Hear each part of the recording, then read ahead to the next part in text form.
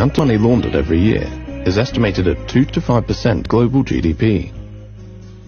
2% of global GDP is roughly equal to the combined GDP of Turkey, the Philippines, Bangladesh, Sri Lanka, and Pakistan. Over $500 billion flows out of developing countries each year. Much of this money flows into Western economies via complex offshore structures.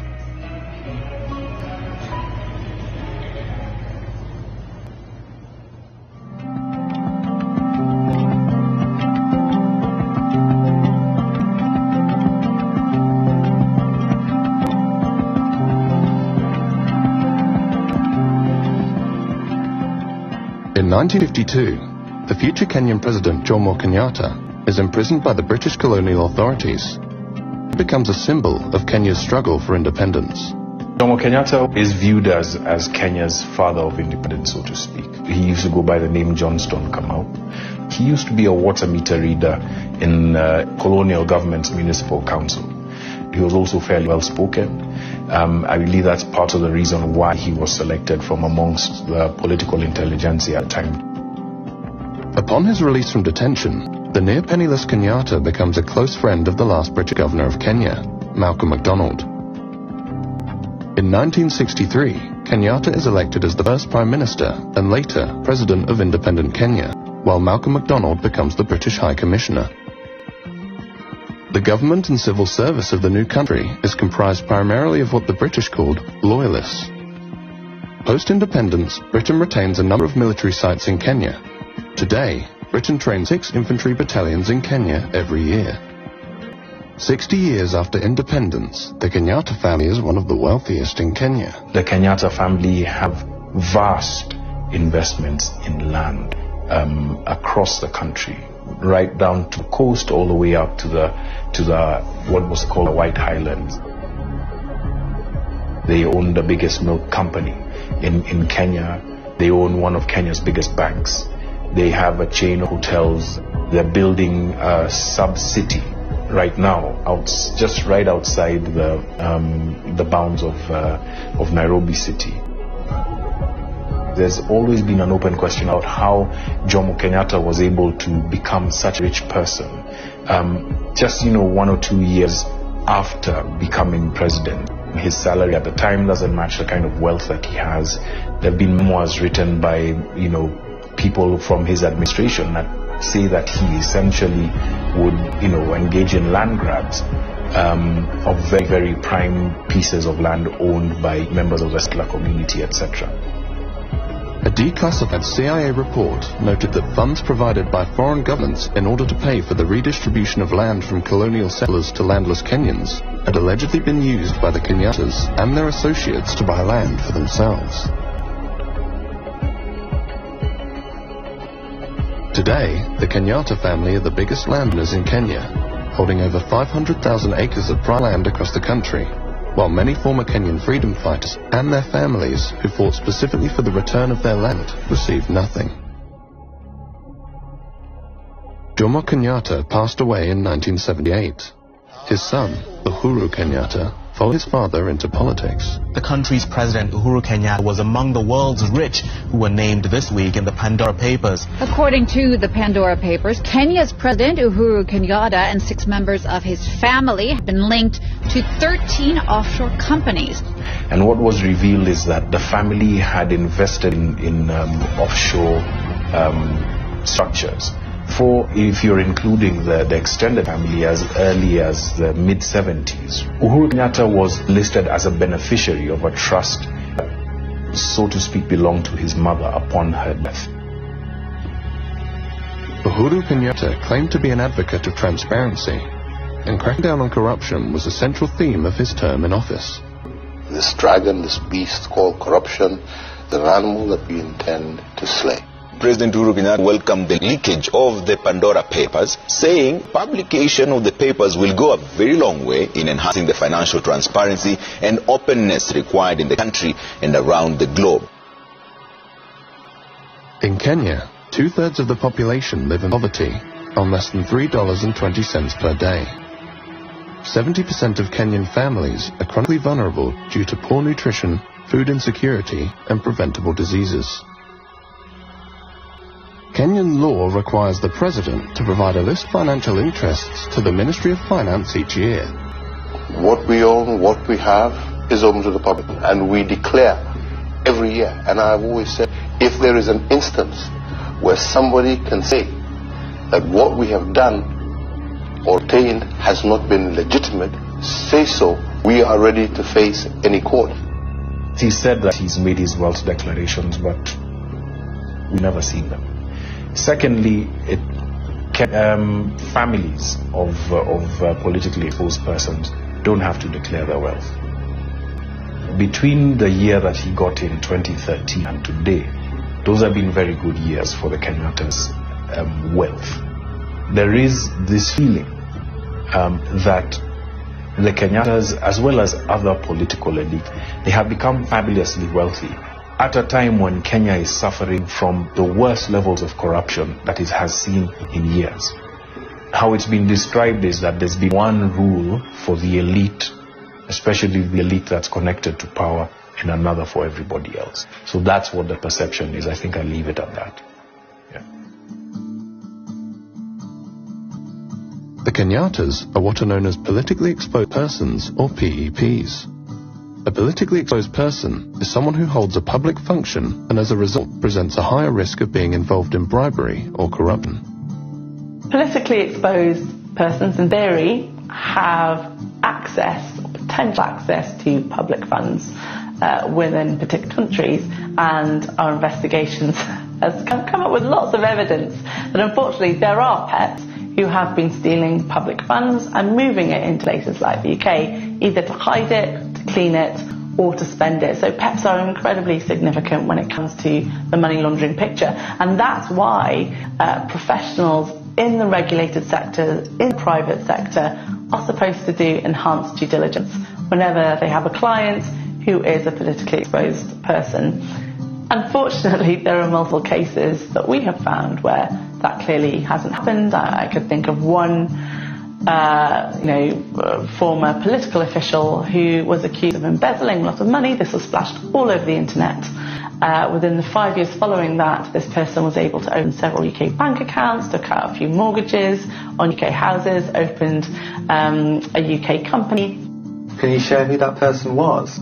Because of slap suits in the UK, which I'm sure you're really aware of, we're very aware of them, unfortunately. I have to literally libel check everything I say, learn it like a script, and then say it, so I can't. Even if that is already in the public domain? Yeah. It's a big issue. Journalists like yourselves, NGOs like us, are often targeted by very expensive lawyers in London, unfortunately, who take on dubious clients and basically pursue NGOs, pursue journalists for daring to mention the corrupt dealings of these people.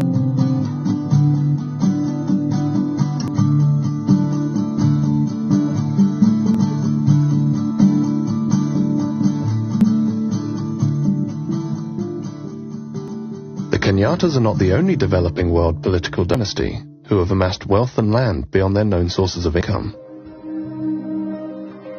Since coming to power after the dissolution of the Soviet Union, the Aliyev family of Azerbaijan have accumulated a vast fortune and business empire.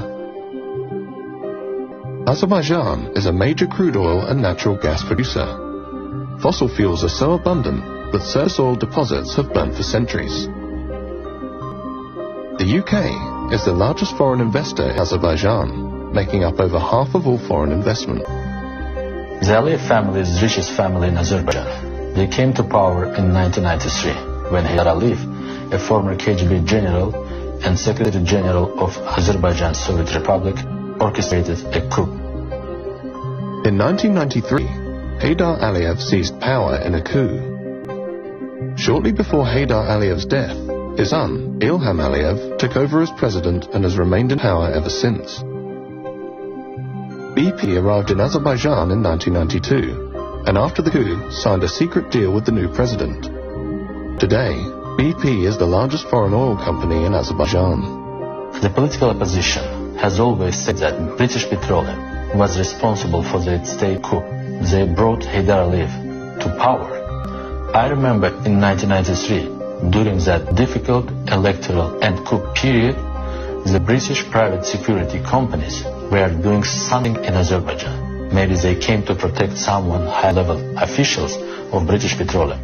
Or maybe they came to help protect members of the Aliyev family.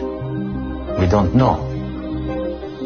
Nobody knows what is in this contract between British Petroleum and Aliyev. It's like biggest state secret in Azerbaijan.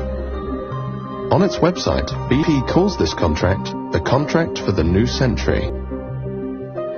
The Aliyev family have vast business interests in Azerbaijan. Who is the owner of 5 biggest commercial banks in Azerbaijan? It's the Aliyev family. Who is the owner of the biggest private transportation company? It's the Aliyev family. Who is the owner of the biggest 5-star hotel networks in Azerbaijan? Again, it's the Aliyev family. They privatized the state's biggest banks, and after they made themselves owner of these banks, they start using these banks to launder money.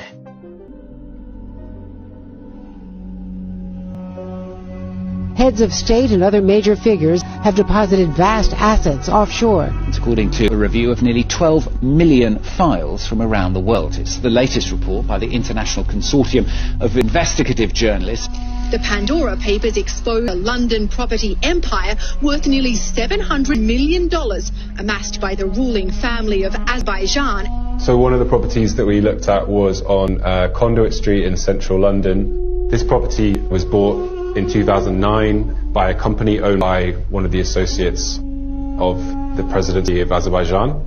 And then this property was basically sold shortly after that to the daughter, who was 19 at the time, Arzu Aliyeva. And eventually it was sold to the Crown Estate, which is, owned by Queen Elizabeth II. The Aliyevs made a profit of £31 million. There was another property in Mayfair, Maddox Street, which was transferred to Haydar Aliyev. He was the 11-year-old son of the president of Azerbaijan. So, overnight, the tenants started paying their rent to an 11-year-old boy. In Kensington, there was a cluster of properties in one development called Thornwood Gardens. Over here in Holborn, there was a hotel. When the Italian newspaper La Repubblica asked Ilham Aliyev about the Pandora Papers revelations, he replied, "Some forces in the West try to use these kind of insinuations or half-truths in order to discredit the image of Azerbaijan and undermine Azerbaijan's position. They want to accuse us. They want to subordinate us. They want to impose their will on us. And I say, no. I will defend Azerbaijan, its sovereignty, its independence, its choice until the end of my life. And all these kind of dirty stories mean nothing to me and to the people of Azerbaijan."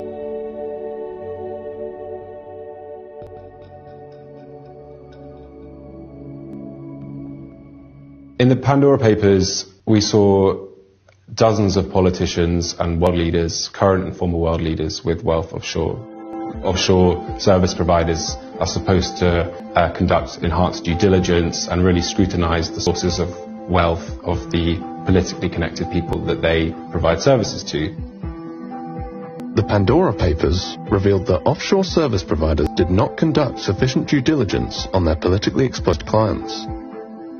There was some light Googling, running names through risk databases and things like that. The people conducting these checks are really doing checks to be seen to be doing checks. At the moment, it's very hard to pursue large banks and big firms for money laundering offences because we do not have a failure to prevent money laundering offence within UK law, which Transparency International very much believes we should have.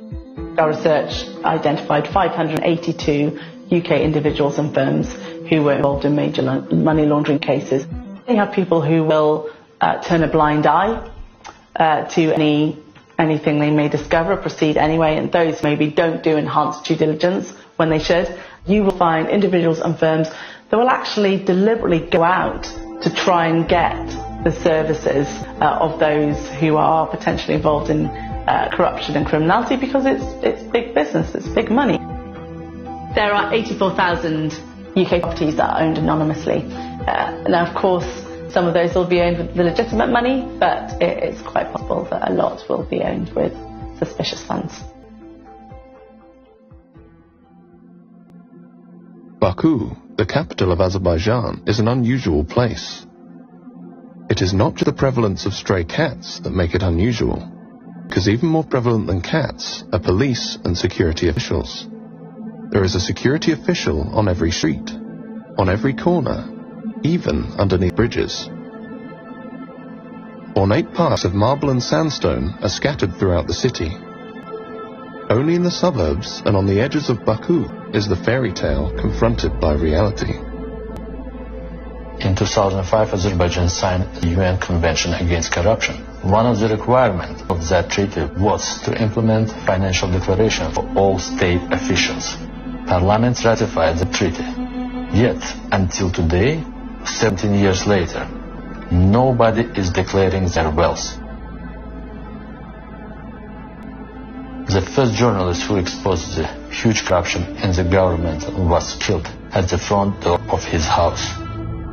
After that, we saw that all journalists who spoke about stolen assets, they have a problem. They are put in jail. Their lives become extremely difficult. They are prosecuted. They are blackmailed with private family issues.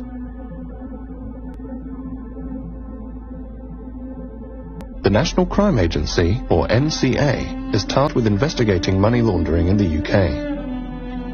I think there are reasonable grounds for the NCA to investigate assets owned by or linked to the Aliyev family in the UK. It's not always entirely clear how the presidential family has made their wealth. Some of that money, at least, came through money laundering systems, laundromats, which are known to have funneled illicit money out of Azerbaijan. We wanted to ask the NCA why they had not opened an investigation on the Aliyev family's assets in the UK. The NCA did not agree to speak to us. When I was in Azerbaijan, the British embassy occasionally invited us for breakfast with ambassador and other British officials. They would tell us that they were afraid that if we did a strong investigation, we would put ourselves in trouble. They never give us any support to investigate corruption. British politicians, including British politicians in the Council of Europe Parliamentary Assembly, tried to wash the negative image of Aliyev. You know who is the biggest lobbyist in Azerbaijan from the UK? It's the son of the Queen, Prince Andrew, Epstein's friend. He is also a friend of Aliyev, a very good friend. Every 5 years, the people of Azerbaijan elect president. And every 5 years since 1993, that president's name has been Mr. Aliyev. In the 2008 election, Mr. Aliyev received 89% of the vote. In 2013, he received 84.5%. In 2018, he received 86% of the vote. During the 2018 election, Emin Huseynov worked for an NGO investigating electoral violations. We observed the elections and discovered irregularities.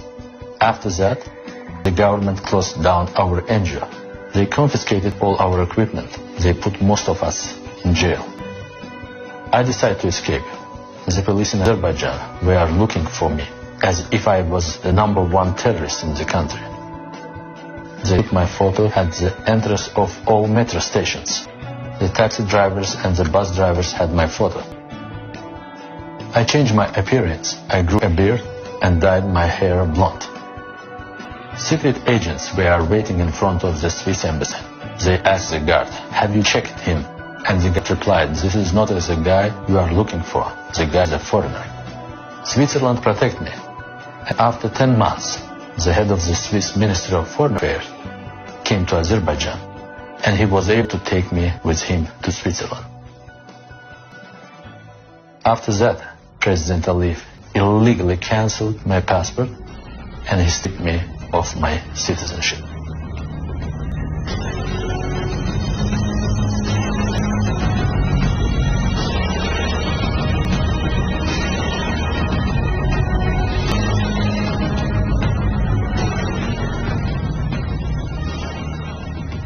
The Aliyev family's love of London property and use of offshore financial secrecy to hide their wealth is mirrored by another political dynasty of the developing world, the Sharifs of Pakistan.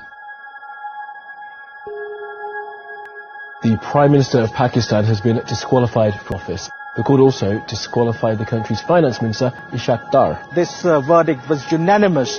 All 5 judges declared that Prime Minister Nawaz Sharif is not an honest and sagacious person, and hence he should be disqualified.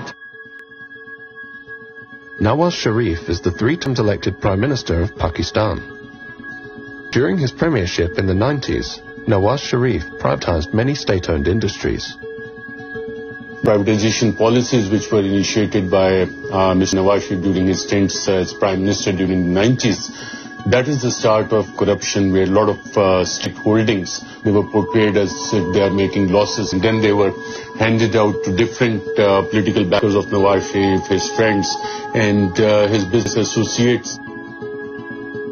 The government of Nawaz Sharif then passed a law that the tax authorities in Pakistan could not question the origin of money that entered Pakistan from abroad.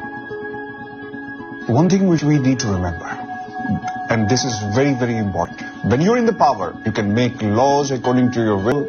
You can actually manipulate the system. You can bribe the people. You can get cuts from wherever you want. And this is what the Sharifs has been doing, and this is what they've been accused over the years. It's a close-knit family affair. In the case of Hodaya paper mill, once you look at the directors and shareholders, it's only the entire Sharif family, the immediate blood relations, and a few cousins who are also mentioned as directors.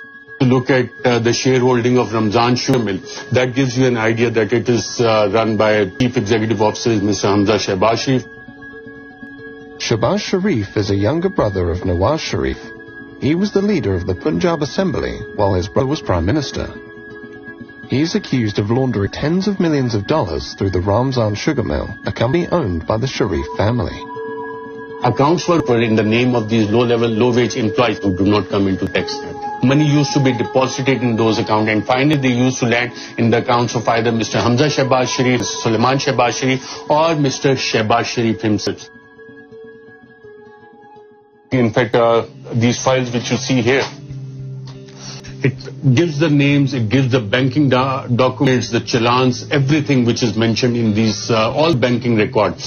The names of the low-wage employees. Here is one example. You look at it.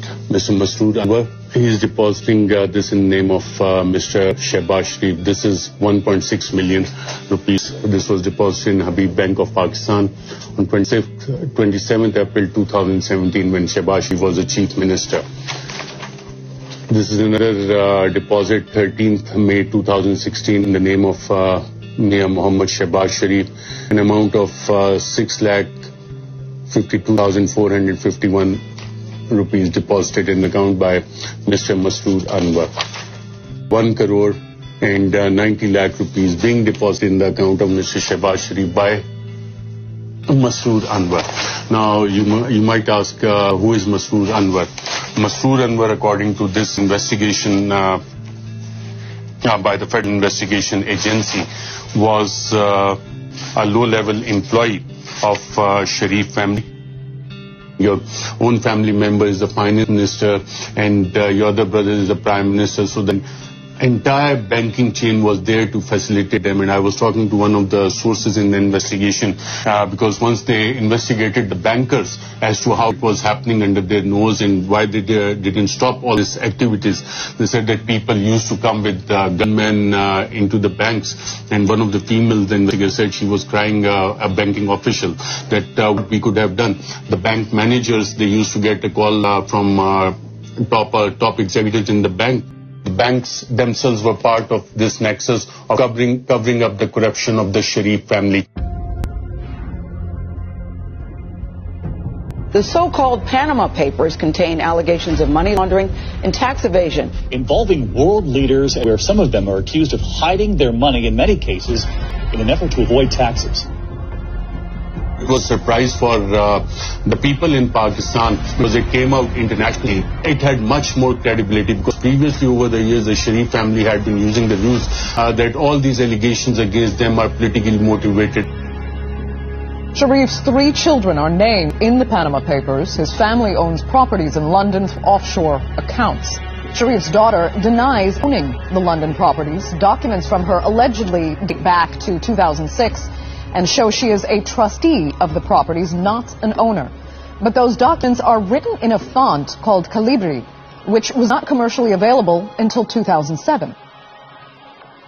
If you look at 1992 and 93, this is a very important time. Mariam assets grew 21 times. And there's no justification for that. In a single year, you are not a business owner. There's no business under your name. But 21 times, your assets are going up. In 1992, Mariam Nawaz turned 19 years old. After the Panama Papers revelations, Pakistan's investigative agencies probed the financial affairs of the Sharif family. The joint investigation team basically found out that Mr. Nawaz Sharif could not justify the assets he had made from known sources of income. That was one of the main charges. The matter was set for criminal prosecution. In criminal prosecution, there was a trial which went on for almost a year. And in that trial, not even a single answer came from Mr. Sharif about the origin of his wealth or the explanation of those 4 Avonfield flats in London. Where is the money trail? That they have never been able to prove. The Sharif family is believed to be one of the wealthiest in Pakistan, but the origin of their wealth remains a mystery. The flat that you're living in at the moment in Mayfair was actually named in the Pakistani paper, The News, last year as one of 4 which was illegally bought by your father through various Swiss and offshore companies. Why don't people who are actually blaming us for that go to the courts and prove it? But do you know who owns the flat that you're living in? Well, that is not the question right now. Why not? But this question I'm asking you, do you know who owns the flat? Well, it's on a rent.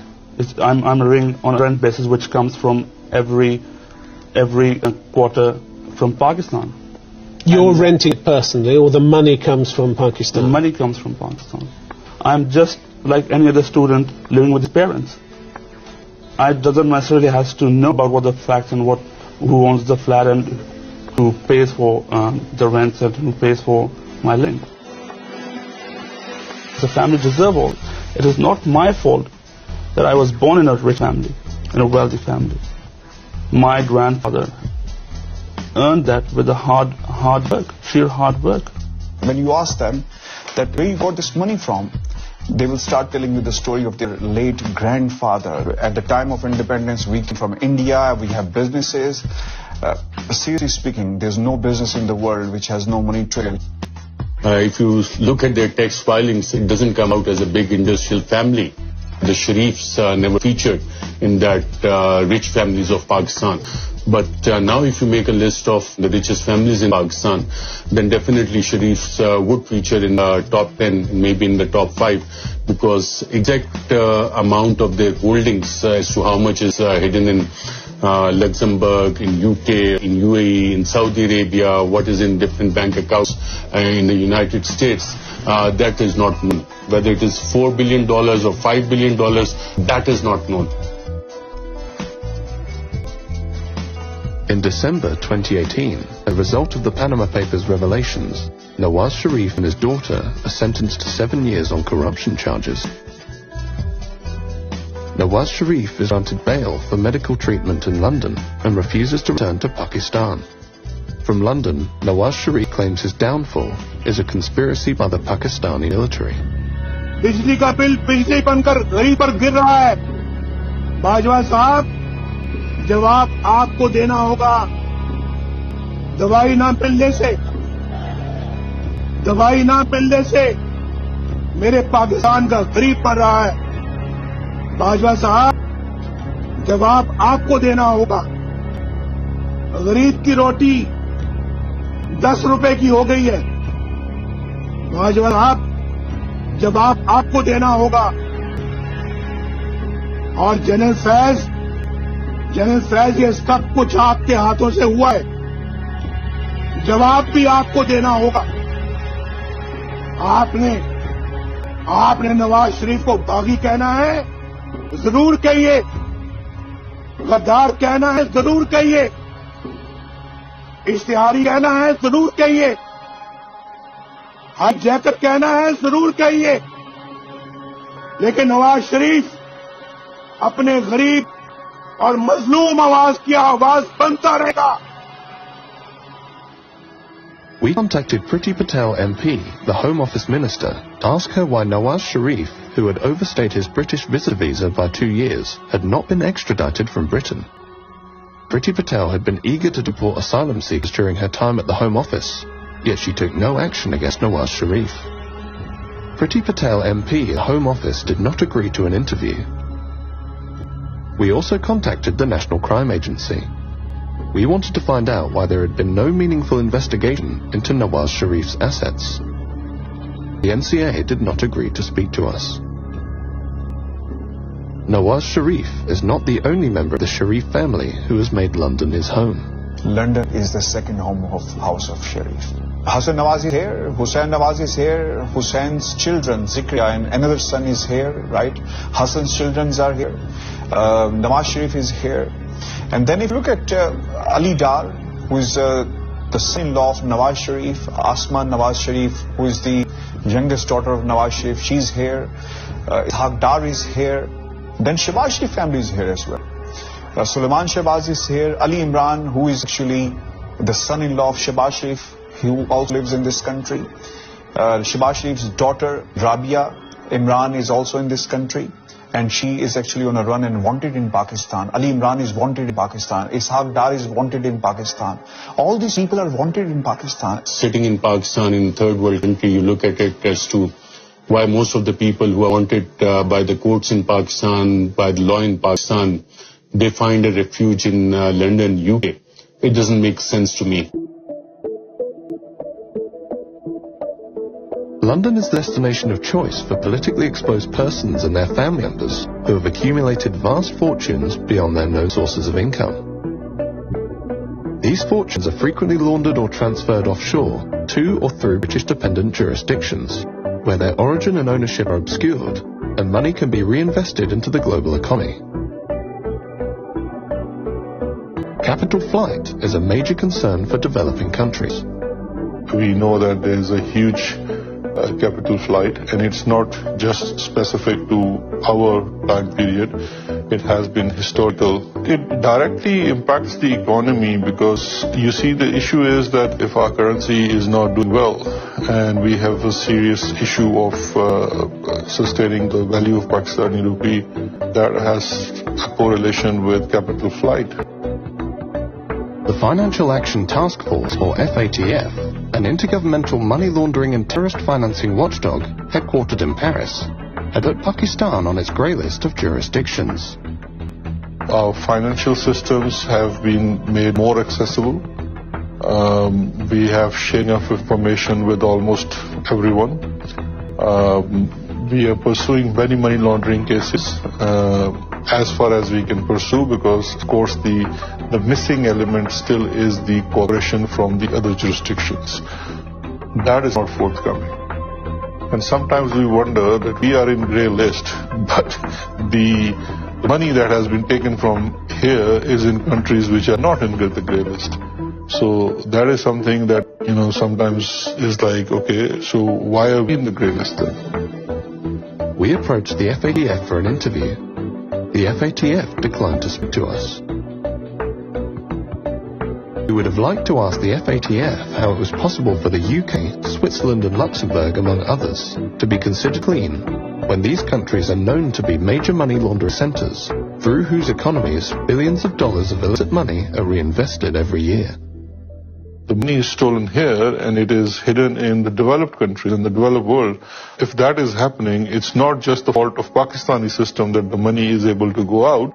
What I question is the double standards. So for example, if you ask on one side from countries like Pakistan to have more checks and be more open, we expect in return the same from other countries when we are investigating someone. We will write a mutual legal assistance request to, let's say, Switzerland, and we will say that we have information that Mr. A has a bank account in Switzerland in such and such bank. We don't know the branch, we don't know the account number, but he's definitely in the system, and his identity, date of birth, everything is shared, and we will seek information. And maybe 1 year or 2 years after, we will receive certain questions from saying, can you identify the branch name, or can you give us the account number, whereas we have said in our first request we don't have those. In Pakistan, Tehreek-e-Insaf government came into power. We formed an informal arrangement with the UK authorities called Justice and Accountability Initiative, and NCA also set up a small anti-corruption unit within NCA, which was to assist in Pakistan on its request. The Home Office and the NCA, the UK's national crime agency, are responsible for dealing with mutual legal assistance requests by foreign states. Pakistan filed numerous MLA requests in relation to the Sharif family's assets in London. The requests on Sharif families are taking a lot of time. It's taking way too long to take some simple actions like, for example, freezing of assets or investigating the assets or the activities in the UK when people are, facing charges or convicted of serious crime in Pakistan. Pakistan did its part. We did our investigation. We did our inquiry. But has there been any investigation on British side? We don't know.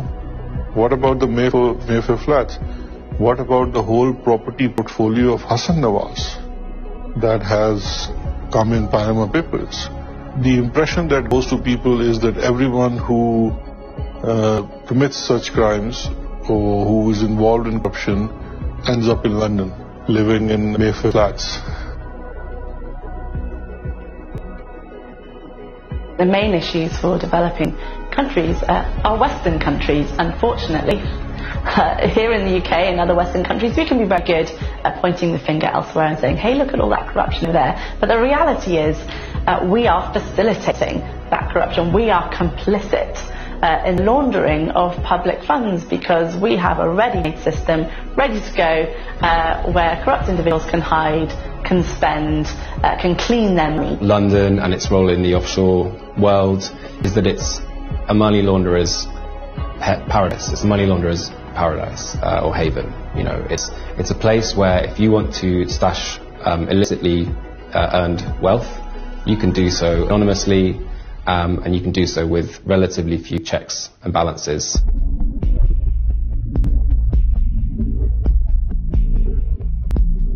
The Russian President Vladimir Putin has launched a major military operation against Ukraine. Thousands of troops backed by tanks and missile fire have crossed the border into Ukraine on every front. Ukrainian President Volodymyr Zelensky called on all of its citizens who were ready to defend the country from Russian forces to come forward, saying Kyiv would issue weapons to everyone who wants them.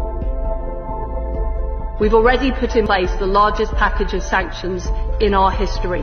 Today, the White House announced new sanctions against members of the Russian elite. Tying Russian oligarchs directly to assets is proving very difficult because they're all masters of using shell companies and relatives to hide their true ownership. For those who wish to hide their money, British dependent territories such as the Cayman Islands, Jersey and the British Virgin Islands are the destination of choice. In the past, Britain has claimed that these jurisdictions are independent and it cannot dictate their laws. I listened to the Foreign Secretary correctly detail the importance of avoiding sanctions leakage, and she was asked twice in this statement about British overseas territories. I detected a reluctance to go into detail on that. I've been very clear that we will absolutely be including overseas territories in all of these measures we're taking. We contacted the Foreign Office because we wanted to ask them if they would now take similar action against illicit money from other countries. The Foreign Office declined to be interviewed for this documentary. In order to help it seize Russian assets, the UK passed the Economic Crime Act. The aim of the Act is to help law enforcement identify and seize illicit money in the UK. The recent Economic Crime Act basically passed into law that any trusts that are involved in the ownership network of a property now have to declare the beneficial ownership to HMRC. However, that trust register is not public, so we're not entirely sure what information is even on it, whether that information is verified or how effective it is.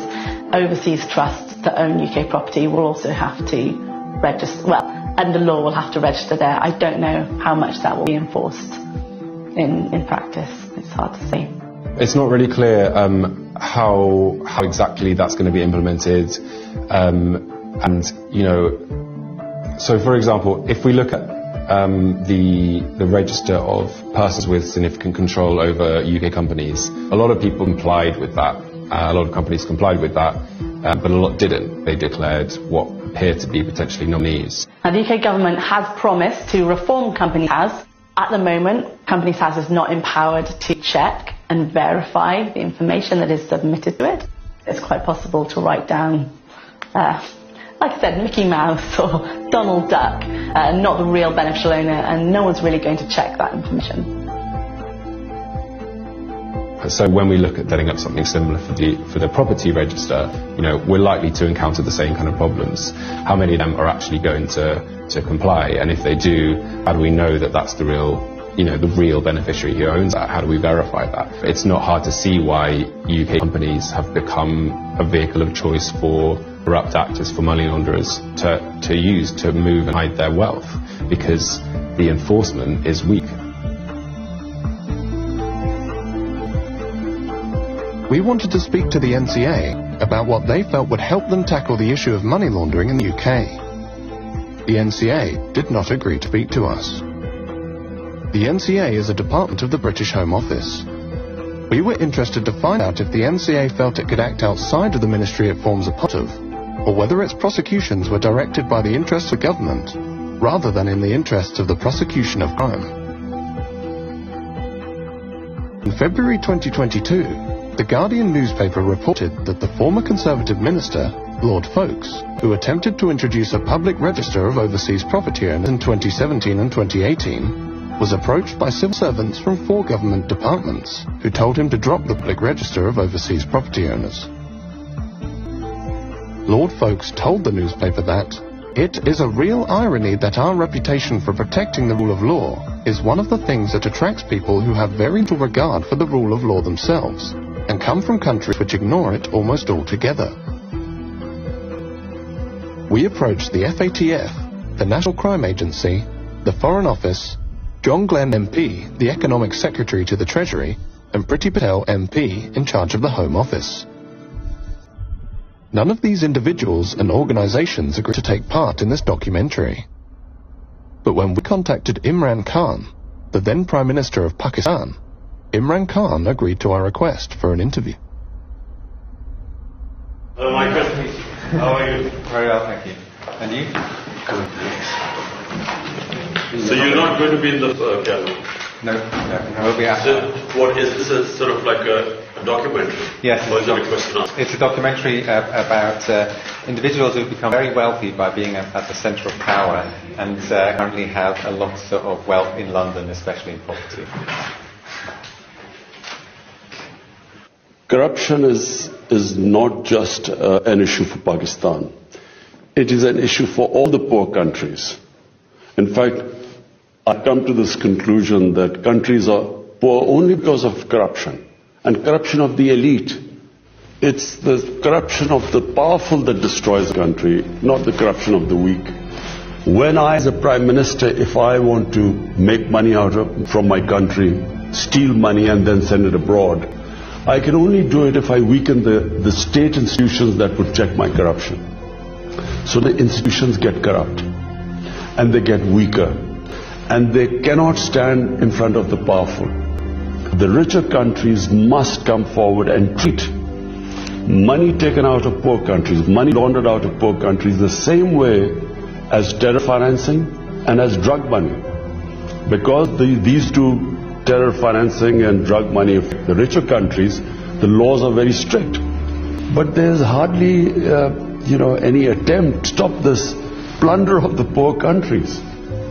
I feel that there is no incentive for rich countries to repatriate money or take action against these people, because they benefit from them. There are countries that are benefiting from money stolen from our countries and which are parked there.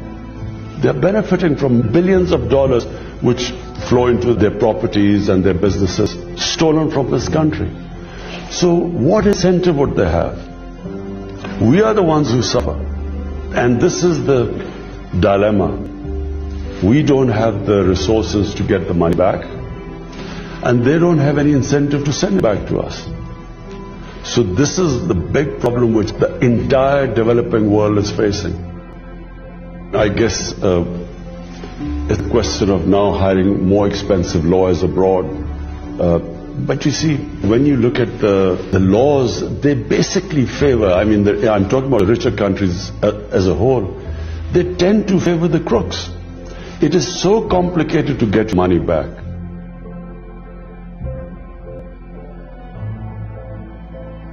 Imran Khan has raised this issue in almost every forum that the rich countries must take care of poor countries, and the care involves that the looted money that is now invested in the rich countries must be returned to the original countries. In Panama Papers, the properties of Sharifs are categorically mentioned, and all these properties are in the heart of London. And everyone, including the British government, knows that these properties are actually bought from laundered money. I think international politics play a big role here. So some countries, they say that what is ours and what is yours is also ours. So this is the case with British government right now. The United Kingdom, that the United States increasingly, that various other territories in the West are not only refusing to dismantle or make more open and accountable these kinds of systems, but are actively supporting territories that allow for the inflow of illicit financial wealth, and the world needs to be able to wake up to something like this. They'll shout about the Jeff Bezos and Elon Musks and Apples and all sorts of things, but they're eerily silent about the wealth that's being taken out and invested because it helps their countries. That's not right. We become victims twice, where when we are asking for our wealth to be returned, it becomes so difficult for us to have that happen. The Congolese still don't have the wealth from Mobutu Sese Seko's reign returned. The Nigerians still don't have wealth from Sani Abacha and many other people returned. I'd say the same probably of the Dos Santos regime. Countries that actively build these systems, actively finance these systems and protect them, don't do enough to be able to make them more open and accountable. That's just not right. Offshore leaks have revealed time and time again that politically exposed persons use secrecy jurisdictions to hide their wealth, launder their wealth, and reinvest that wealth back into the global economy. A large part of the international financial system and many of the major financial secrecy jurisdictions are controlled and regulated by Western interests. Imran Khan frequently spoke out against money laundering and offshore financial centers. His government challenged Western institutions and governments to return and reveal dirty money and undeclared assets of Pakistani origin, pursued an independent foreign policy, and angered the US by refusing to host CIA sites on Pakistani soil.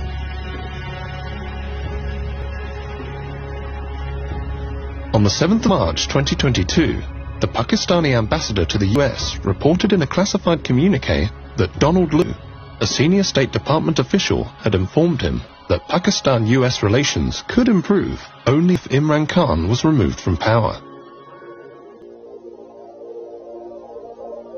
Khan actually accused the US of being behind a conspiracy to get him ousted from power. The Prime Minister of Pakistan accused the US of working with the opposition to remove him from power.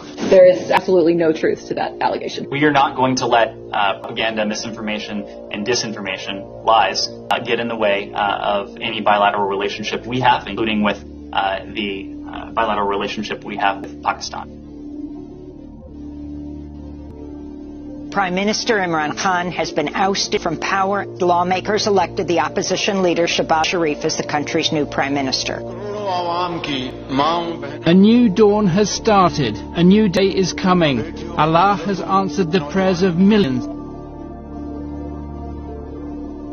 When Shehbaz Sharif the brother of Nawaz Sharif, was appointed Prime Minister on Monday the 11th of April, the Guardian newspaper wrote, "He is known as a diligent administrator with such a great love of poetry that he often opens official meetings with recitals of famous revolutionary Urdu poets. His first words to Parliament were, 'One must set himself free from all bounds of desires.'" Imran Khan claimed he had been removed by a foreign-backed conspiracy.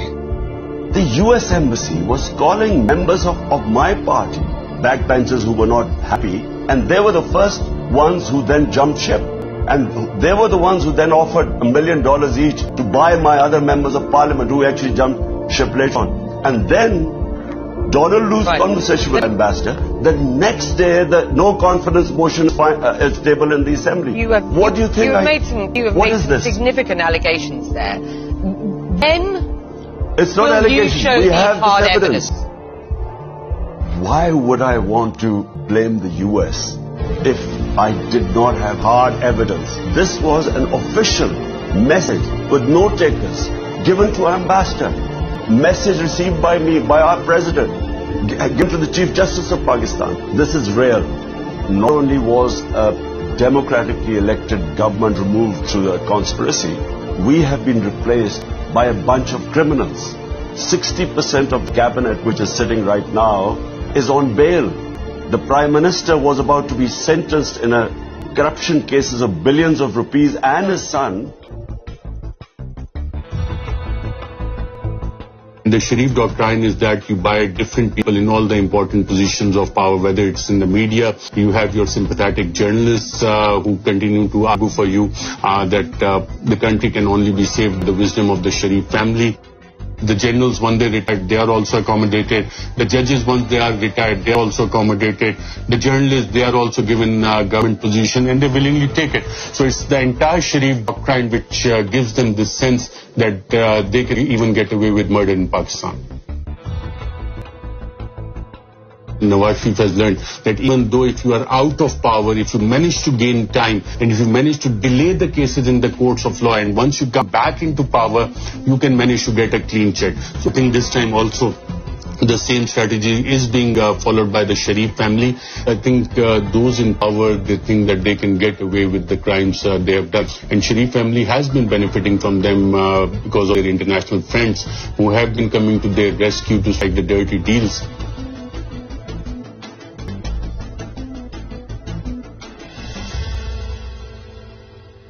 Someone once said that to accumulate wealth beyond one's wildest dreams, one must be close to the individuals who make the rules and who enforce those rules.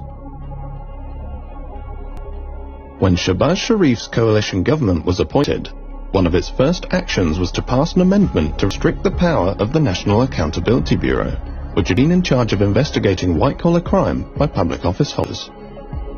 The amendment, which was passed in June 2022, was to take effect retrospectively.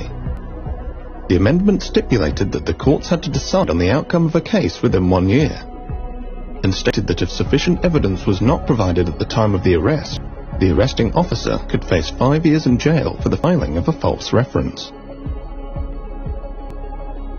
Dr. Muhammad Rizwan, the 47-year-old chief investigator who presided over the investigation against Shahbaz Sharif and his family in the Ramzan sugar mills case, died of a heart attack on the 9th of May 2022. Another investigator on the same case suffered a heart attack and remains in critical condition. Malik Masood, through whose accounts prosecutors alleged 3.7 billion Pakistani rupees were laundered to various Sharif family members, had been cooperating with investigators when he too suffered a heart attack and died on the 7th of June 2022. The 49-year-old had been a tea boy at the Ramzan sugar mills, where he drew a salary of approximately $300 per annum for his work at the Sharif family-owned enterprise. According to the Wealth Report, London is the wealth capital of the world, beating New York to the top spot. London is the favoured playground of the world's politically exposed oligarchs and family members. The Sharif family of Pakistan, the Aliyevs of Azerbaijan, the Kenyatas of Kenya, and many other current and former politically connected families who acquired vast fortunes beyond their known sources of income own billions of pounds of prime London property. London boasts the greatest diversity of international property investors, with people from 45 countries owning properties in London. British-dependent jurisdictions continue to offer financial secrecy and tax evasion services. 84,000 properties in the UK are owned anonymously. The UK government has made repeated promises to crack down on dirty money, but on each occasion, the government has failed to implement the promised legislation or watered down legislation so as to make it ineffective. Britain remains the capital of libel tourism, where the wealthy come to attempt to silence their critics. London continues to be a safe haven for the global elite that have fallen out of favour in their home countries. Pakistan under Imran Khan attempted for years to engage with Britain to repatriate laundered money. Many other developing countries have done the same, without success. He approached numerous UK government bodies and ministers for this documentary. Not one agreed to speak to us. The FATF, the Intergovernmental Money Laundering and Terrorist Financing Watchdog, headquartered in Paris, indicated in its first review after the ousting of Imran Khan that Pakistan had met all of the compliance recommendations to be removed from the FATF grey list.